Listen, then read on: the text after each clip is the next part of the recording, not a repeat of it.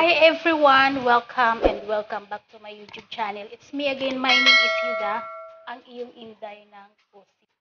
Another cooking recipe na naman tayo guys. Tayo ngayon ay magluto ng pesto pasta. So para sa ating mga ingredients, uunahin ko muna yung ating basil. Ito yung pinaka main ingredients ng ating pesto. So, gagawa ako ng sarili kong pesto sauce. Yung iba naman na nakakabili nito guys ng ready-made na, yung luto na sa mga groceries.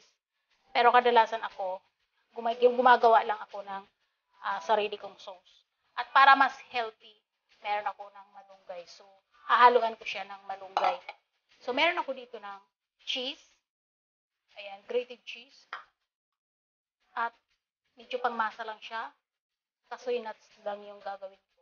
3/4 cups na kasoy nuts. At maglalagay ako ng parmesan cheese, ng olive oil, ng garlic, salt, and pepper. To taste lang yan. So, ayan guys, una natin gagawin. I-blanch muna natin yung ating malunggay kasi yung malunggay natin, pag hindi natin siya i-blanch, ay mapait. So, parang malalasahan mo talaga yung hilaw na malunggay. Since ibablanch na rin natin yung malunggay, isasama ko na rin pag-blanch yung ating basil. Pero uunahin ko yung malunggay. So, i-wash muna natin. So, dito ko siya ilalagay guys. I-wash muna natin yung ating malunggay.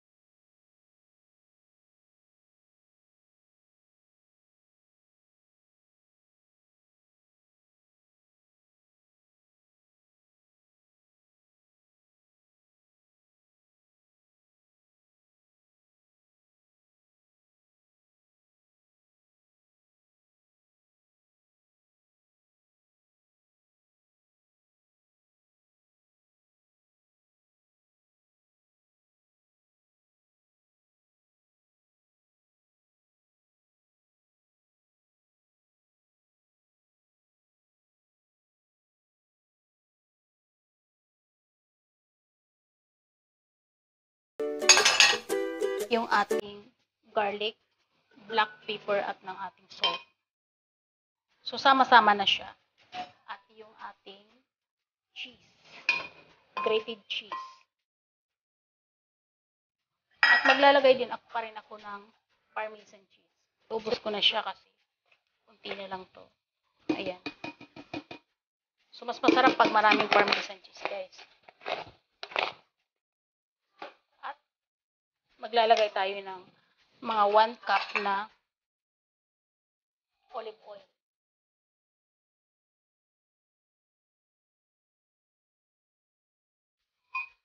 Pero hindi ko muna dadamihan. Baka naman sumobra. Mag-add na lang tayo. Ito na siya guys. Nasa blender na siya. I-blend lang natin ito siya nang lahat ng mga sangkap ay mag-incorporate.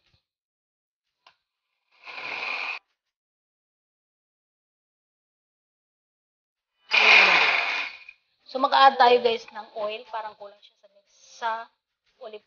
Kapag ganong nangyayari guys, mahirap siyang ma-blend. Ibig sabihin kulang siya sa liquid. So, hindi naman tayo pwede maglagay ng water, kaya ilalagay natin ay olive oil. So, mag-add lang tayo ng konti. Okay lang naman yan guys, kasi yan ay olive oil.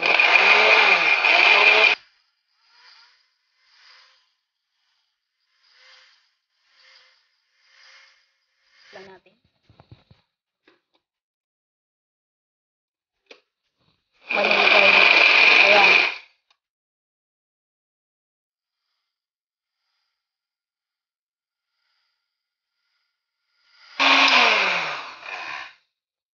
Pagka ganito guys, hinahalo ko lang siya ng konti. O, yun na nga. So, mas marami kasi siyang dry ingredients kisa sa wet. So, kailangan ko pang mag-add talaga ng other pa. Tikman ko nga. Sarap na guys. Sarap na. Kaya lang nararamdaman ko yung medyo may buo pang kasoy nuts.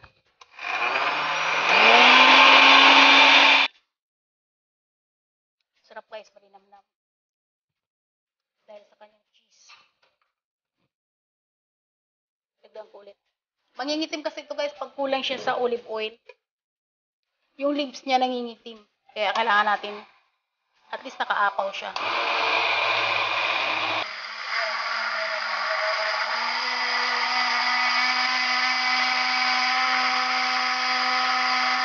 So, ayan guys, ito na. Meron na tayo ng pesto sauce. The best din ito guys, panglagay sa inyong mga bread sa umaga. Lalo na yung may mga chikiting dyan guys. Napakasarap nito sa morning. Pwede rin siyang ilagay sa mga crackers. The best ito guys. Kaya, kunin ninyo yung recipe nito. Ilalagay ko sa description box. Kumulo na siya. Kulong-kulo na. Dahil bumaba pa ako, naiwan ko siya. So, lalagyan muna natin ng salt. Mas maraming salt. Mas okay para hindi yung ating pasta pa lang ay meron na ng lasa. So, hindi na ako guys maglalagay ng oil dahil lalagay natin kaagad. So, naglalagay lang tayo guys ng oil sa pasta kapag dinidrain muna yung pasta. Or yung pinalalamig muna yung pasta after ng pagpakulo. So, dito kasi, hindi na ako maglalagay ng oil kasi didiretso naman kaagad, ilalagay ko na kaagad siya sa ating sauce. So, ibaba lang natin ito para lahat ay malubog sa water para sabay-sabay siyang maluto. So, ganun lang yun guys. Then, sabi doon sa packaging, 9 minutes. So, lulutuin natin ito ng mga 8 minutes para hindi siya kalapsa. So, ito na guys, kumulo na. Start counting na tayo ng 8 minutes. Then, after 8 minutes, ay tatanggalin na natin.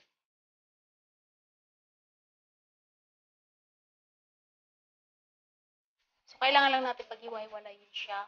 Hindi natin hayaan na naka-steady paglubog. Okay na yun kasi magdidikit-dikit ito siya eh. Kapag hindi siya ginagalaw. So, kailangan natin galaw-galawin para maghiwa-hiwalay yung ating pasta. So, babalik tayo after mga 8 minutes. So, ito na guys. Okay na siya.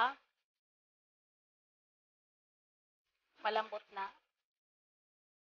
At 8 minutes na. So, nagtira tayo ng 1 minute guys kasi meron pa siyang heat. So, turn off ko na yung ating flame. So, meron pa siya ng heat. Ibig sabihin, naluluto pa yan siya. At atin na siyang i-drain.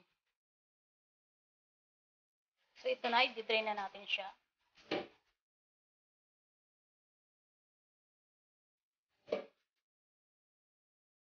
So, hindi ako nagtira ng ating pasta water dahil hindi naman natin kailangan. So, lalagyan ko lang siya ng water para mag-stop na yung kanyang init. Pero hindi ko siya masyadong i-stop yung init dahil baka naman pag nasobra siya sa pagka-water, paglagay ng water ay ang atin namang salt, lasa ng ating pasta naman ang mawawala. So, okay na to. So, dito na tayo guys. Ito na siya. Yung ating pasta. At yung ating sauce. So, atin na siyang imimix. Medyo mainit-init pa siya guys. Sadya talagang hindi ko siya pinalamig pa para mas masarap. So, kukuha lang ako ng konti para lalagyan natin siya ng sauce by layer. Para hindi tayo mahirapan mag-mix.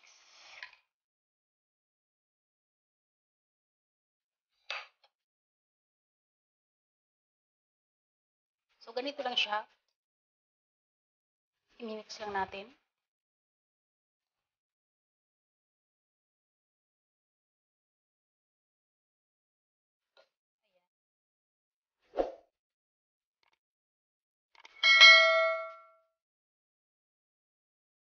Mag-add ulit tayo. Medyo mainit pa talaga. So, pagka ganito guys, tignan nyo. Pag mainit pa, hindi siya nagdidikit. At mamaya, hindi nito magdidikit-dikit kasi maraming olive oil yung ating pesto sauce. So, lalagyan na natin. Lagyan ko siya ng oil. Sarap nito guys. Paborito to ng mga anak ko. Ayan guys. So, nire-request ito lagi ng aking anak na lalaki. So, actually naman lahat sila. Lahat naman ng mga anak ko. Gustong-gusto nila to. Kaya lang, so nandito ako sa trabaho.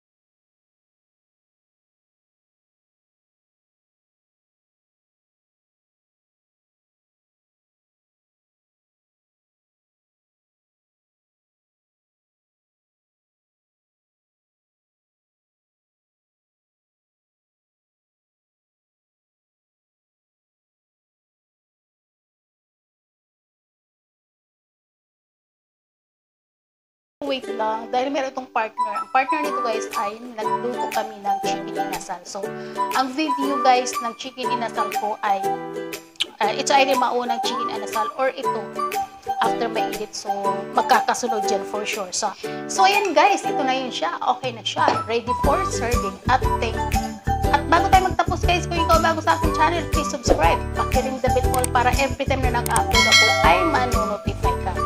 At guys, don't forget, pakipollow naman ako sa aking Facebook page, Hilda Kitchen Vlog, para dumami na tayo.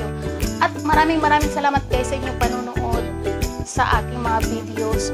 Marami pang nire-recommend sa YouTube yan mga videos ko. I-try nyo kasi dahil lahat ng aking mga recipe ay try and test din sa aking kitchen.